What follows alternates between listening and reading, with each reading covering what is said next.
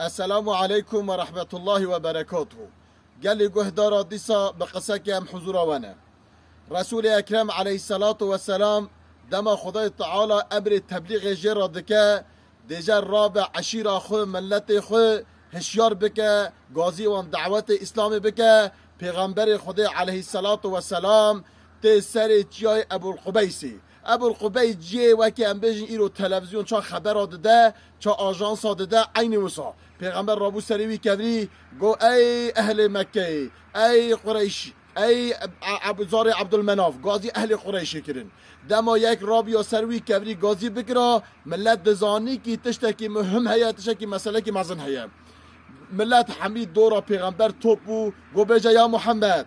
چی بیت برا غازی دکی هواردکی مامی ابو طالب جتی دابو گل انسان جی دشمنی وی وکی ابو جهل وکی عتبه مرف جی دنوا و جماعت دابو پیغمبر علیه الصلاة والسلام امر و فرمان کرد گو ای اهل مکه از بجمه و پشتاوی چیایی اردی که جیشه که اردی که مزن حاضر کریه یه بی و بکه و نام مکه یه زار و جنی و بکجه یه مال و دست بده سر ونه باوریه مبینن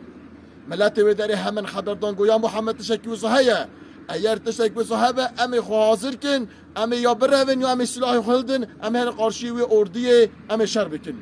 پیغمبر علیه الصلاة والسلام گوتوان ای اهل مکه بزانن از پیغمبر خودم مهاتیه تبلیغ وکریه بزانن اگر اون خبر آمد نکن اون بکن آگره جهنم مصیبتی که مزنه بسره و توبه بکن ایمان مبینن گل گهدارا دگوتنا پیغمبر چه محمد الامین یعنی هر کسی باوری به پیغمبر دهانی علیه الصلاة والسلام اف صحبت آقا مهانی سر چه سر راستی راست خبردانه گلی گهدارا پیغمبر خدا علیه الصلاة والسلام دبجه انسان اگر راست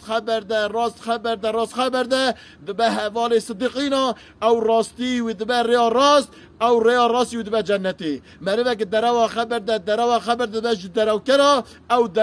او دروی و دبه جهنمی بلوه پیغمبر خدا گوت یکی علیه الصلاة والسلام که راست خبر ده رجا قیامت گل پیغمبر ها یه به حشریم بروی راستی گرم را به اساس از چاوه ده بیجم ده ناوه جماعت دا یه پیغمبر این کار تکره همو پیغمبر یاوی ند گوتن پیغمبر درو کنه یعنی تشتا پیغمبر دمان حیری حتی 40 سال یه پیغمبر خود درو نکرد پیش چا درو بکه بروی زارتیا خو حتی وفات خو پیغمبر درو نکریه حاشا ذاتی وی درو بکه اما تاریخ شهاده ویه بروی ام درست بن ام راست بن ام راست خبردن ام ببن حواله که حواله رسول الله صلی الله علیه وسلم خود ما همیا بقى اهل راستیه اهل باشیه اهل قنجیه از و همیا امانت خود دکم السلام علیکم و رحمت الله